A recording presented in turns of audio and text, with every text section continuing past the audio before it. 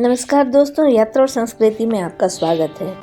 आज मैं आपको उदयपुर के गणगौर घाट और बागोर की हवेली लिए चलती हूँ इस ब्लॉग में। गणगौर घाट उदयपुर के हृदय में बसा एक मनमोहक पवित्र स्थान है जो राजस्थान के सबसे बेहतरीन ऐतिहासिक स्थलों में से एक है। इस घाट से सूर्यास्त और सूर्योदय का नज़ारा भी अद्भुत होता है।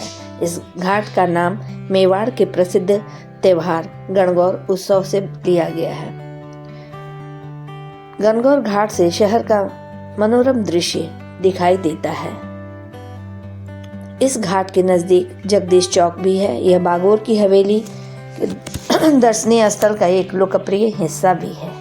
गणगौर राजस्थान का एक लोकप्रिय स्थानीय त्योहार है जो मुख्यतः महिलाओं का है। गणगौर का पारंपरिक जुलूस सिटी पैलेस से शुरू होता है और शहर के कई क्षेत्रों से गुजरता हुआ इस घाट पर ही आता है, जहां गणगौर की मूर्तियों को घाट पर लाकर पिछौला झील में विसर्जित किया जाता है। इसके अलावा जल झूलनी एकादशी एक लोकप्रिय कार्यक्रम है जो गणगौर घाट पर ही मनाया जाता है। शुक्ल पक्ष और कृष्ण पक्ष के 11वें दिन शहर के अलग अलग जगहों से जुलूस निकाले जाते हैं और इसी पिछोला झील पर गणगौर घाट पर लोग बाल कृष्ण को झूला झुलाते हैं। अब इसके इतिहास को हम जानते हैं। इसका अस्तित्व मेवाड़ राजवंश के समय से ही है, जिसने सदियों तक इस क्षेत्र पर शासन किया। हिंदू पौराणिक कथाओं में गणगौर घाट का इतिहास बहुत ही महत्वपूर्ण है। इस घाट का नाम गणगौर त्योहार के नाम पर पड़ा, जो मैंने अभी बताया, और यह पर्व देवी पार्वती को समर्पित है। पौराणिक कथाओं के अनुसार भगवान शिव की पत्नी ने शिव का हृदय जीतने के लिए इस स्थल पर कठोर तपस्या की थी। इसलिए गणगौर घाट प्रेम, भक्ति और वैवाहिक आनंद से भी जुड़ा हुआ है। मेवाड़ राजवंश के महाराजाओं का प्रभाव इस गणगौर घाट की वास्तुकला पर स्पष्ट परिलक्षित होता है। जैसा कि आप देख सकते हैं कितने खूबसूरत तरीके से ये बना हुआ है। यहाँ से शहर का नज़ारा भी देखते बन रहा है, जो घाट किनारे जितने भी हैं, और पिछोला झील का ये सुंदर विहंगम दृश्य शांति से देखना हो तो आप इस घाट की सीढ़ियों पर बैठकर आनंद से इस दृश्य को देखते हुए प्रकृति का नज़ारा ले सकते हैं।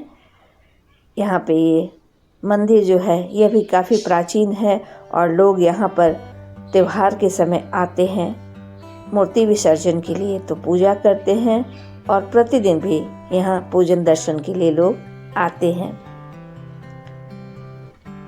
बीच बीच में ये कबूतरों को दाना जो दिया जाता है, तो इतना खूबसूरत यह दृश्य लगता है जिसके लिए कोई शब्द नहीं है। बहुत ही खूबसूरत ये नज़ारा है। अगर आप उदयपुर विजिट करते हैं तो इसको एक्सप्लोर करना बहुत ही आवश्यक है, नहीं तो आपकी उदयपुर की यात्रा अधूरी मानी जाएगी।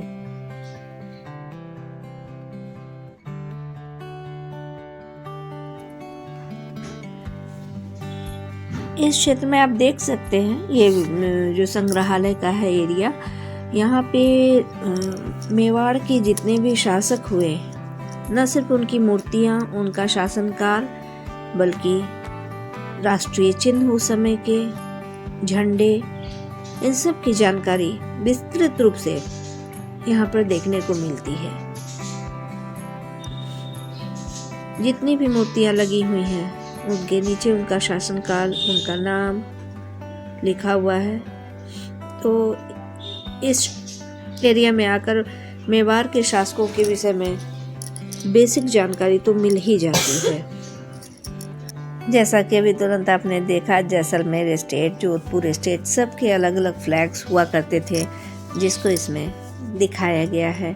साथ ये सब आप देख सकते हैं राष्ट्रीय चिन्ह थी वहाँ की, जैसे ये अलवर स्टेट का है। तो इस तरीके से उस समय के शासन काल की जो भी महत्वपूर्ण चीजें थी उसकी जानकारी यहाँ पर आकर हो जाती है, बेसिक जानकारी।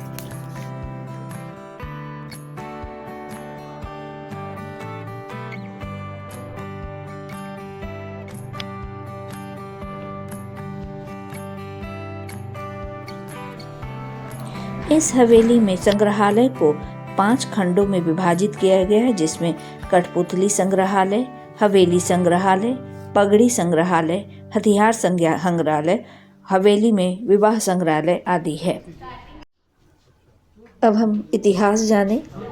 इस हवेली को अमरचंद्र वर्मा ने 1751 से 1778 तक बनवाया था। अमर सिंह की मृत्यु के बाद यह हवेली मेवाड़ राजघराने के कब्जे में आ गई और तत्कालीन महाराणा के रिश्तेदार नाथ सिंह द्वारा का निवास स्थान बन गई। 1878 में बागौर के महाराजा शक्ति सिंह ने 13 मेहराबदार प्रवेश द्वार का निर्माण करके हवेली का विस्तार किया और तब से इसे बागौर की हवेली के नाम से जाना जाने लगा।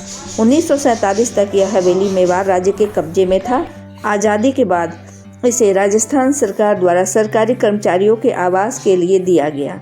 हवेली करीब 40 वर्षों तक उपेक्षित रही और सन 1986 में सरकार ने इसे जीर्णोद्धार के लिए यह काम पश्चिमी क्षेत्र सांस्कृतिक केंद्र को सौंप दिया।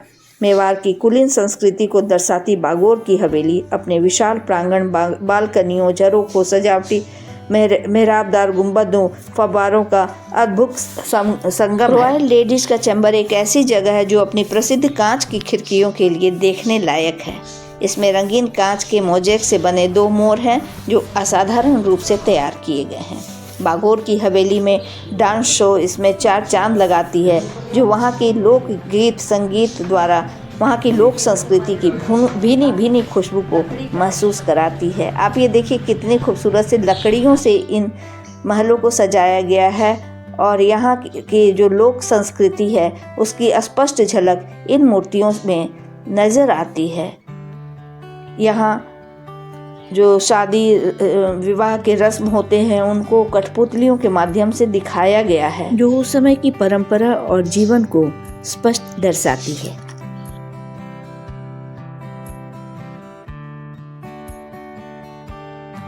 तो इस प्रकार इस ब्लॉग में आपने बागौर की हवेली के कोने कोने की झलक देखी, जो वहाँ की संस्कृति का एक उदाहरण प्रस्तुत करती है। अगले ब्लॉग में बहुत जल्दी मिलेंगे, तब तक के लिए धन्यवाद, नमस्कार।